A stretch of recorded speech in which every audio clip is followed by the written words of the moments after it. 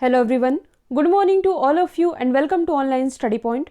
दोस्तों, आज है 3 अक्टूबर और आज के इस वीडियो में हम 3 अक्टूबर से रिलेटेड करंट अफेयर के सभी इंपॉर्टेंट क्वेश्चन को कवर करेंगे। तो यदि आप लोगों को इस वीडियो की पीडीएफ चाहिए तो आप हमारा मोबाइल एप्लीकेशन भी इंस्टॉल कर सकते हैं, जिसमें आप लोगों को डेली क्विज, फ्री पीडीएफ और प्रतिदिन के करंट अफेयर का ऑडियो भी मिल सकेगा।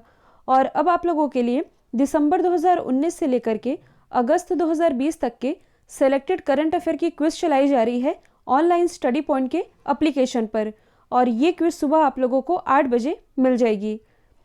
और यदि आप चैनल पर नए हैं तो चैनल को सब्सक्राइब कर लीजिए, साथ ही बेल आइकन दबाना बिल्कुल मत भूलिएगा ताकि आप लोगों को हमारे सभी वीडियो की नोटिफिकेशन सबसे पहले मिल सके। तो चलिए स्टार्ट करते हैं हमारा पहला क्वेश्चन। हाल ही में अंतर्राष्ट्रीय अहिंसा दिवस ये कब मनाया गया है, यानी कि international day of non violence. तो ये भी हाल ही में मनाया गया है 2 अक्टूबर को। आप इसे अंतर्राष्ट्रीय अहिंसा दिवस या गांधी जयंती के नाम से भी जानते हैं। और यदि हम इसके हिस्ट्री की बात करें तो 15 जून 2007 में जो यूएनजीए है, यूएनजीए यानी कि यूनाइटेड नेशन जनरल असेंबली, या इसे आप हिंदी में कह सकते हैं संयुक्त राष्ट्र महासभा, इसने 2 अक्टूबर को अंतर्राष्ट्रीय अहिंसा दिवस के रूप में मनाने की घोषणा की थी। और इस वर्ष यानी कि 2020 में गांधी जी की 151वीं जयंती मनाई गई है। अब यदि हम बाकी ऑप्शन को डिस्कस करें तो 29 सितंबर को मनाया गया है विश्व हृदय दिवस यानी कि वर्ल्ड हार्ट डे। 30 सितंबर को मनाया गया है इंटरनेशनल ट्रांसलेशन डे यानी कि अंतर्राष्ट्रीय अनुवाद दिवस। इसके बाद 1 अक्टूबर को क्या मनाया गया है, international day of older person. हाल ही में किस राज्य के डल्ले खुरसाने मिर्ची को जीआई टैग मिला है, तो ये भी हाल ही में मिला है सिक्किम के डल्ले खुरसाने मिर्च को। यदि हम बात करें जीआई टैग की तो ये टैग उन प्रोडक्ट्स को दिया जाता है जो कि स्पेशल एरिया में अपनी स्पेशल क्वालिटी के लिए जाने जाते हैं, और जिस किसी प्रोडक्ट को यह टैग मिलता है उसे एक अंतर्राष्ट्रीय पहचान भी मिल जाती है।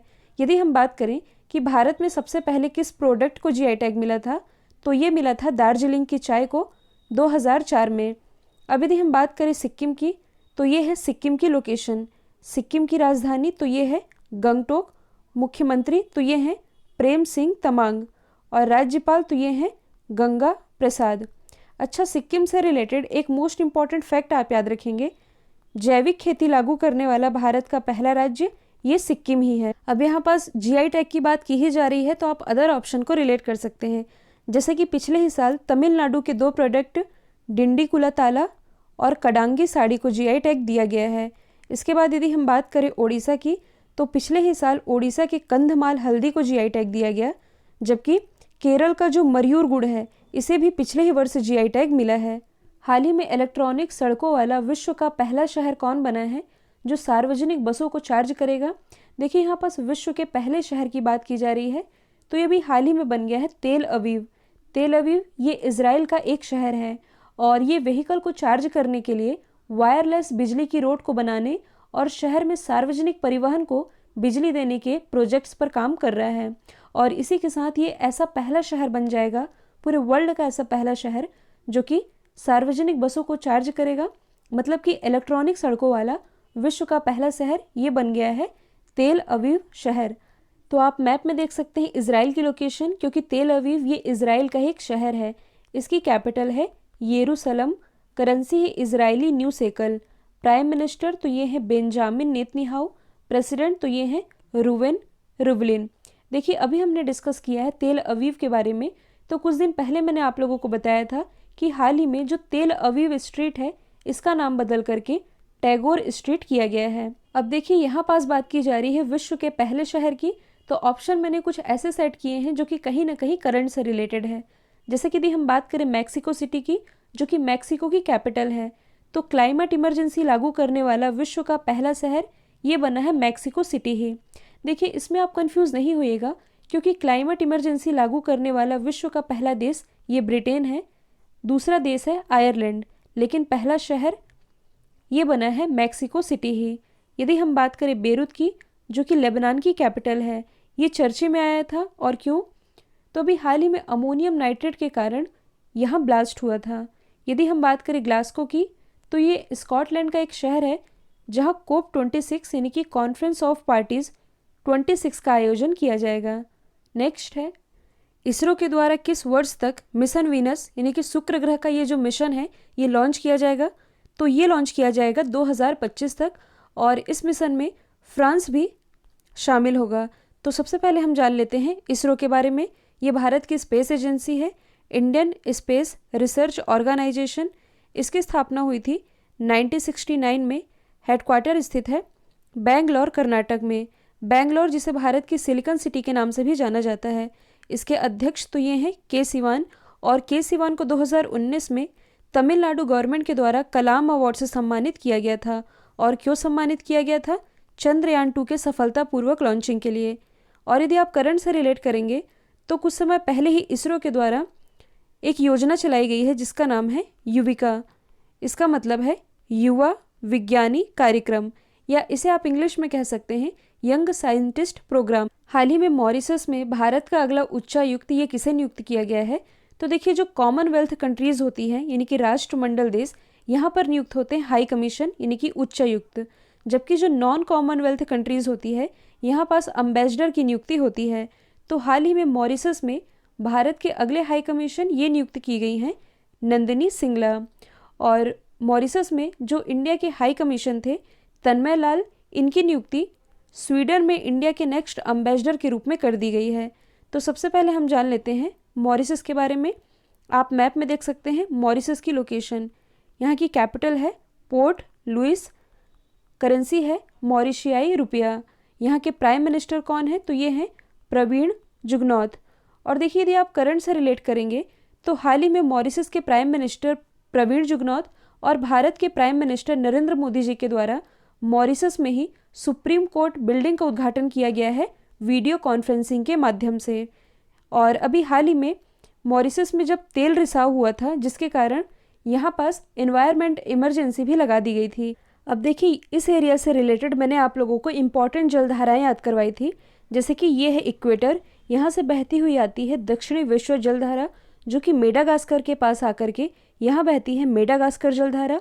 ये जो आप देख रहे हैं यहाँ से बहती है मोज़ेम्बिक और अगुलहास जलधारा। पास बात की जा रही है हाई कमीशन की, तो आप अदर ऑप्शन को रिलेट कर सकते हैं। जैसे कि कुछ समय पहले ही जो अजय बिसारिया है ये कनाडा में इंडिया के नेक्स्ट हाई कमीशन बने हैं, जबकि जो गोपाल बागले हैं इनकी नियुक्ति कुछ समय पहले ही श्रीलंका में इंडिया के नेक्स्ट हाई कमीशन के रूप में की गई है। नेक्स्ट है, हाल ही में किस अंतर्राष्ट्रीय क्रिकेटर ने T20 इंटरनेशनल में महेंद्र सिंह धोनी के विकेट कीपिंग का रिकॉर्ड तोड़ा है? तो ये रिकॉर्ड अभी हाल ही में तोड़ दिया है एलिसा हेली ने, जो कि बिलोंग करती हैं ऑस्ट्रेलिया से। यदि इनके रिकॉर्ड की यदि हम बात करें तो भारत के जो महेंद्र सिंह धोनी हैं इन्होंने 98 T20 इंटरनेशनल मैचेस में 91 विकेट का रिकॉर्ड बनाया था। और एलिसा हेली इन्होंने 114 T20 इंटरनेशनल मैचों में 92 विकेट के रिकॉर्ड के साथ महेंद्र सिंह धोनी के इस रिकॉर्ड को बीट कर दिया है। अब देखिए, ये बिलोंग करती हैं ऑस्ट्रेलिया से। तो सबसे पहले आप मैप में देख सकते हैं ऑस्ट्रेलिया की लोकेशन। ऑस्ट्रेलिया की राजधानी तो ये है कैनबरा, करेंसी है डॉलर, प्राइम मिनिस्टर तो ये है स्कॉट मॉरिसन। भारत और ऑस्ट्रेलिया के बीच एक एक्सरसाइज होती है जिसका नाम है ऑसिनडेक्स। इसे यदि आप थोड़ा जूम करके देखेंगे तो ऑस्ट्रेलिया के नीचे ये जो आप देख रहे हैं ये है तस्मानिया, और ऑस्ट्रेलिया और तस्मानिया इन दोनों के ही बीच में एक स्ट्रेट है जिसका नाम है बॉस स्ट्रेट। ये है न्यूजीलैंड। तो न्यूजीलैंड का जो ऊपरी हिस्सा है और जो दूसरा हिस्सा है, इन दोनों के बीच में जो स्ट्रेट है इसका नाम है कुक स्ट्रेट। हाल ही में IPL के इतिहास में लगातार 10 मैचों में 2 या इससे अधिक विकेट लेने वाले पहले गेंदबाज ये कौन बन गए हैं? तो ये भी हाल ही में बन गए हैं कसिगो रबाडा। जो कसिगो रबाडा है ये दिल्ली कैपिटल के तेज गेंदबाज हैं, और ये लगातार 10 मैचों में, मतलब कि IPL के इतिहास में लगातार 10 मैचों में 2 या इससे अधिक विकेट लेने वाले पहले गेंदबाज बन गए हैं। आप सभी जानते हैं IPL का 13वां एडिशन चल रहा है। इसका जो फर्स्ट एडिशन है ये खेला गया था 2008 में, और IPL की सबसे सफल टीम तो ये है मुंबई इंडियंस। इसके पास कुल 4 खिताब हैं। IPL तो चल ही रहा है, कुछ नाम हैं जो कि चर्चे में आए हैं, इन्हें हम डिस्कस कर लेते हैं। यदि हम बात करें KL राहुल की, तो इस IPL में सेंचुरी लगाने वाले ये पहले क्रिकेटर बने हैं। यदि हम बात करें महेंद्र सिंह धोनी की, तो IPL के 100 मैच जीतने वाले ये पहले कैप्टन बन गए हैं। जबकि जो अली खान है IPL खेलने वाले, ये अमेरिका के पहले खिलाड़ी बने हैं। नेक्स्ट है, हाल ही में भारत ने किस देश में कैंसर हॉस्पिटल और क्रिकेट स्टेडियम बनाने का टारगेट रखा है? तो ये बनाया जाएगा मालदीव में। तो दोनों देशों के बीच संबंधों को और मजबूत बनाने के लिए ये समझौता अभी हाल ही में किया गया है। तो देखिए, भारत के द्वारा $800 मिलियन क्रेडिट लाइन के तहत मालदीव के हुल हुमले में एक जगह है जिसका नाम है हुल हुमले। तो मालदीव के हुल हुमले में 100 बेड वाला कैंसर हॉस्पिटल और 22,000 सीटर क्रिकेट स्टेडियम बनाया जाएगा भारत के द्वारा। तो सबसे पहले आप मैप में देख सकते हैं मालदीव की लोकेशन, ये है अपना देश भारत। मालदीव की कैपिटल है माले, करेंसी है रुपया। यहाँ के प्रेसिडेंट तो ये हैं अब्राहिम मोहम्मद सोलिह। भारत और मालदीव के बीच एक एक्सरसाइज होती है जिसका नाम है इकोवरिन, और ये आयोजित की गई थी महाराष्ट्र के पुणे में। आप और क्या रिलेट कर सकते हैं?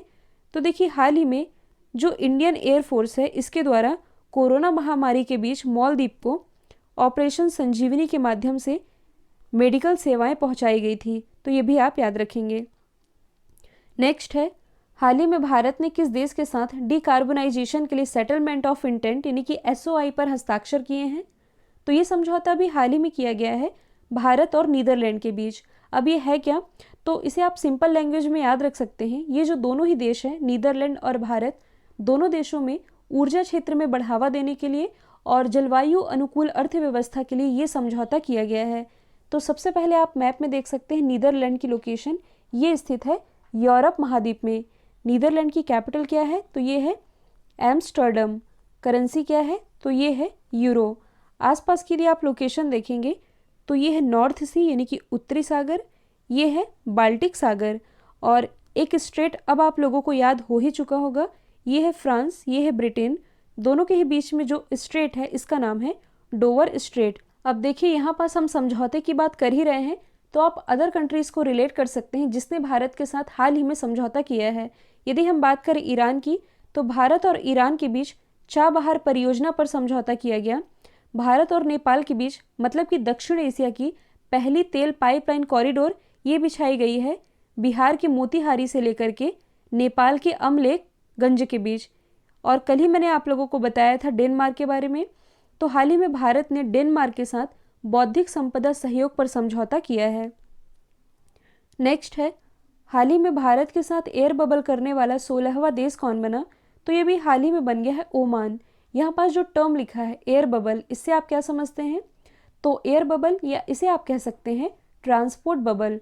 तो ये उन दो देशों के बीच की एक सर्विस है जिसका पर्पस है कमर्शियल पैसेंजर सर्विस यानी कि वाणिज्यिक यात्री सेवाओं को फिर से शुरू करना। क्योंकि आप सभी जानते हैं कोविड-19 के कारण काफ़ी समय से सभी इंटरनेशनल फ्लाइट्स बंद थी, और अभी तो ऐसा भी हो चुका है कि कई कंट्रीज़ ऐसी हैं जो कि दूसरी कंट्रीज़ को अपने देश में आना अलाउ नहीं कर रही हैं। लेकिन तब भी एयर बबल के माध्यम से ये जो समझौता हुआ है इससे दोनों ही देशों को फ़ायदा होगा। मतलब कि जो ओमान की फ़्लाइट्स हैं ये इंडिया आ सकती हैं, और जो इंडिया की फ़्लाइट्स हैं ये ओमान जा सकेंगी। तो यही है एयर बबल सर्विस। तो सबसे पहले आप मैप में देख सकते हैं ओमान की लोकेशन, तो ये है ओमान। ओमान की कैपिटल है मस्कट, करेंसी है ओमानी रियल। आसपास की यदि आप लोकेशन देखेंगे तो अभी मैंने आप लोगों को बताया था इजराइल के बारे में, इसकी लोकेशन है कुछ यहाँ पास, और इजराइल से लगा हुआ है ये मेडिटेरियन सी यानी कि भूमध्य सागर। यहाँ पास जो आप देख रहे हैं ये है रेड सी यानी कि लाल सागर, और भूमध्य सागर और लाल सागर इन दोनों के ही बीच में एक नहर है जिसका नाम है स्वेज नहर। यहाँ पास हम बात कर रहे हैं ओमान की। तो कल मैंने आप लोगों को ओमान से रिलेटेड एक ऑपरेशन बताया था। ऑपरेशन का नाम क्या है? ऑपरेशन संकल्प, जो कि इंडिया के द्वारा चलाया गया था। ओमान के पास यहाँ पास है फारस की खाड़ी, तो फारस की खाड़ी में फंसे जहाज़ों को निकालने के लिए भारत के द्वारा चलाया गया था ऑपरेशन संकल्प। रिवीजन कर लेते हैं। वैक्सीन वेब पोर्टल ये किसने लॉन्च किया है? ये लॉन्च किया गया है ICMR यानी कि Indian council of medical research के द्वारा।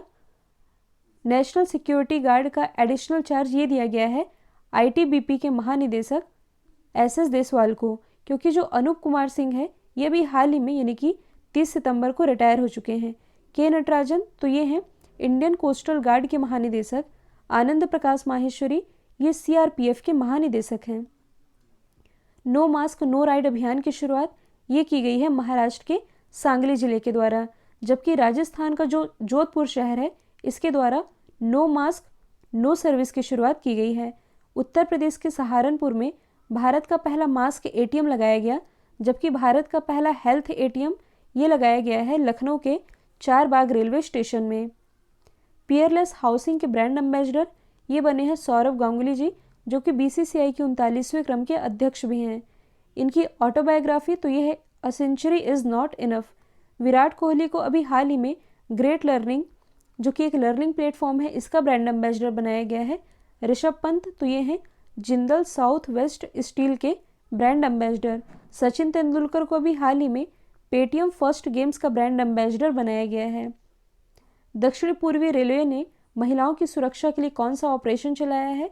तो ये चलाया है ऑपरेशन मेरी सहेली।